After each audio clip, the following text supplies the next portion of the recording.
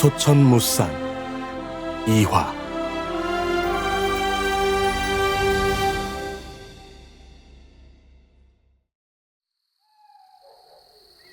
정말 이래도 되는 걸까? 우리가 언제 옳고 그름을 판단했다고 그러는 거야? 어차피 시키면 시키는 대로 움직이면 그만이잖아. 그야 그렇지만 더 이상 생각하지 말고 시킨 대로만 하자고. 어둠 속에서 사내는 고개를 끄덕였다. 두 사내는 어둠을 벗삼아 은밀하게 움직였다. 한 사내의 등에는 무언가가 칭칭 동여매져 있었다. 야밤에 채집담을 넘는 것들은 우리밖에 없을 거야. 그러게. 자조적인 웃음과 함께 두 사내는 가뿐히 담을 넘었다. 담을 넘은 두 사내는 곧바로 뒤도 돌아보지 않고 내달렸다. 어둠이 내려앉은 고요한 대로를 지나자 약속했던 곳에 두 마리의 말이 나란히 묶여 있었다. 사내들은 누가 먼저라고 할 것도 없이 말에 올라탔다. 끼리야, 차! 두 마리의 말은 짙은 어둠 속으로 빠르게 사라졌다. 어둠이 물러날 때였다. 두 마리의 말이 빠른 속도로 사라지는 어둠 속에서 뛰쳐나오고 있었다. 와! 이 정도면 되겠지. 밤을 새워 달렸으니까 이 정도면 충분하지. 어디가 좋을까? 저기가 괜찮겠군. 그래. 잠시 주변을 두리번거리던 사내들은 오른편에 보이는 산으로 다시 말을 몰았다.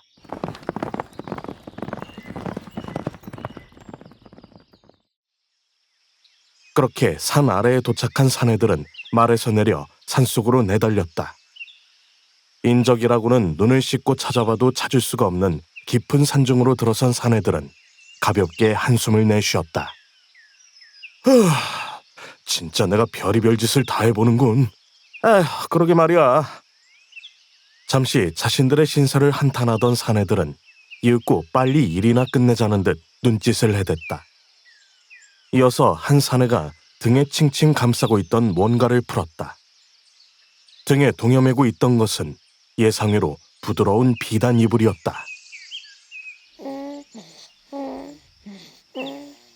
비단 이불 속에서 흘러나오는 낮고 고른 숨소리. 이런 상황 속에서도 잘만 자는군. 그러게 말이야.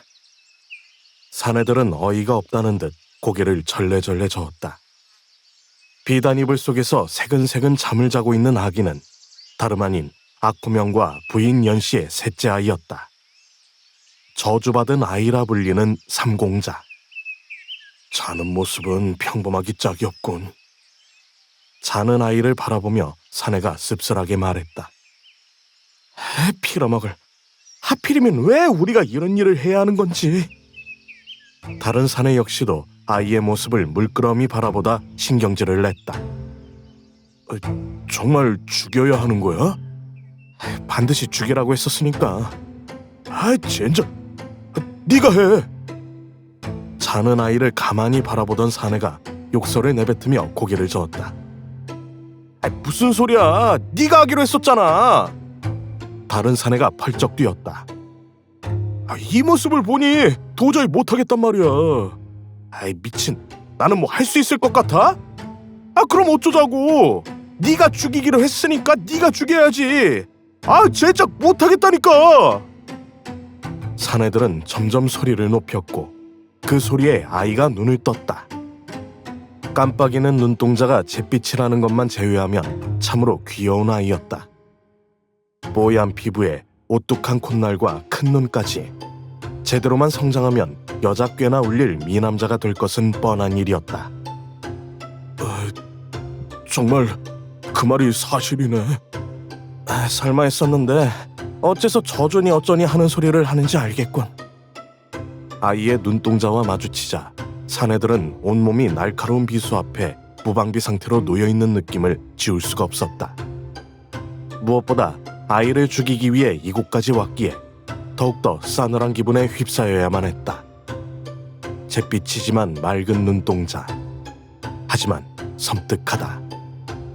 정말로 저주받았다면 괜히 잘못 손댔다가 그 저주가 쓰이는 거 아니야? 아이, 미친 소리. 그딴 말이 어딨어. 그래? 그럼 네가 죽여.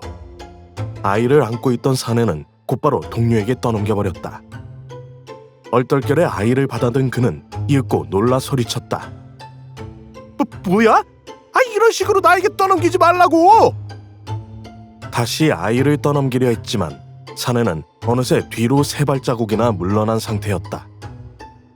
씨발, 빨리 죽이라니까! 나 도저히 못해. 괜히 내 손으로 죽였다가 저주라도 씌이면 어쩌라고. 넌 괜찮을 거라고 했으니까 네가 죽여.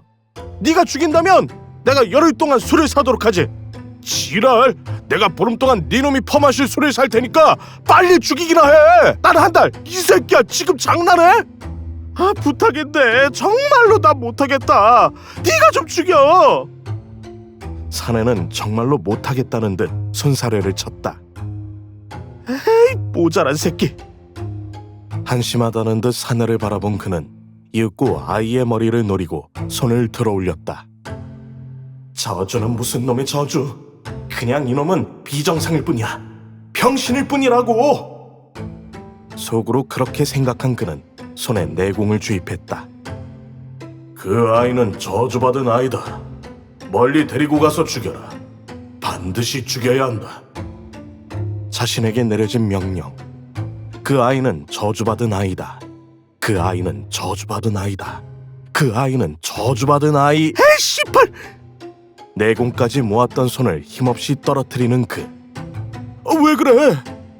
못하겠다. 네 말대로 정말로 저주받은 아이라면 내가 죽였을 때 나한테 저주가 씌일 수도 있잖아. 빌어먹을. 왜 나만 저주를 받아야 하는데?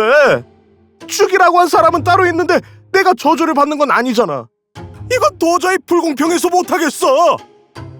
가슴 한쪽 구석에서 불만이 솟구쳤다.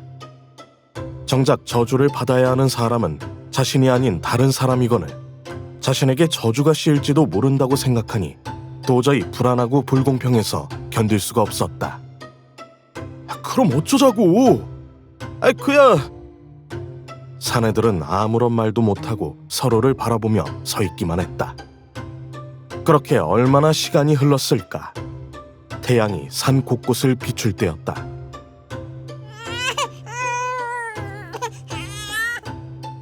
배가 고픈지 아이가 서럽게 울어대기 시작했다. 그런 아이를 바라보던 사내가 의견을 내놓았다. 차라리 여기 버려두는 게 어떨까? 이런 산속에서 살아날 수 있겠어? 어차피 여긴 인적도 없고. 여기에? 그러고 보니 괜찮은 것 같았다. 인적도 거의 없었고 이제 갓 1달도 되지 않은 아이가 이런 산속에선 절대로 살아남을 수 없기 때문이다. 굶어 죽든지 짐승들에게 해를 입어 죽을 것이다. 그럼 그러자. 그래. 사내들은 아이를 죽였다는 증거물로 비단 이불만 챙겨 사라졌다. 얇은 천에 둘둘 감싸인 아이만이 사내들이 있던 자리에 홀로 누워 있었다.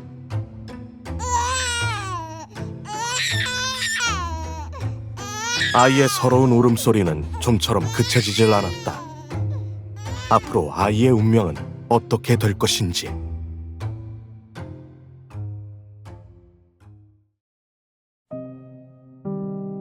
우리 아이 어딨어요? 부인 연씨가 떨리는 음성으로 아코명에게 물었다. 밤새 꿈자리가 좋지 못해서 눈을 뜨기가 무섭게 무거운 몸을 이끌고 아이를 보기 위해 찾아왔는데 어디에도 없었다. 불길한 기분이 그녀의 머릿속을 마구 헤집고 다녔다. 그게... 아코명은 말끝을 흐리며 시선을 피했다. 내 아이 어딨어요? 미안하오. 고개를 떨구는 아코명의 모습에 부인 연씨가 벼락이라도 맞은 듯 바르르 떨며 쓰러졌다. 내 아이를 돌려줘요. 내 아이 돌려줘요. 내 아이 돌려줘! 부인 연씨는 비틀거리며 일어나 발악하듯 소리를 내질렀다. 부인! 내 아이를 돌려줘! 아코명의 손길을 뿌리치며 부인 연씨는 방 밖으로 뛰쳐나갔다. 아가! 내 아가! 아가! 어딨니? 주어라! 주어라! 가모님! 시녀 초월은 눈물을 흘리며 정신 나간 사람처럼 소리를 내지르는 부인 연씨의 모습에 같이 울며 그녀를 부축했다. 초월아, 아이를 데려오렴. 어서 내 아이를 데려오렴. 가모님. 부인 연씨의 소란에 한달음에 달려온 이들은 너나 할 것 없이 눈시울을 붉혔다. 부인, 그 아이는 이제 이 세상에 없어. 아코명은 이미 벌어진 일 단호하게 대처하겠다 마음먹고 힘을 실어 말했다. 아니야! 그럴 리가 없어! 그럴 리가 없어! 고개를 마구 흔드는 부인 연씨의 눈물이 사방으로 흩날렸다. 부인 연씨는 자신을 붙들고 있는 아코명의 손길에서 벗어나기 위해 발악을 하며 소리쳤다. 이거 놔! 내 아이를 찾을 거야! 이거 놔! 부인! 부인! 항상 단정하고 기품 있는 모습을 보이던 부인 연씨였다. 그런 그녀가 상상도 하지 못했던 모습을 보이니 절로 그녀의 아픔이 느껴지는 듯 싶었다. 뭐들 하는 거냐? 가물을 모셔라! 아코명의 호통에 초월을 비롯한 시녀들이 부인 연씨를 부축했다. 가모님 진정하세요.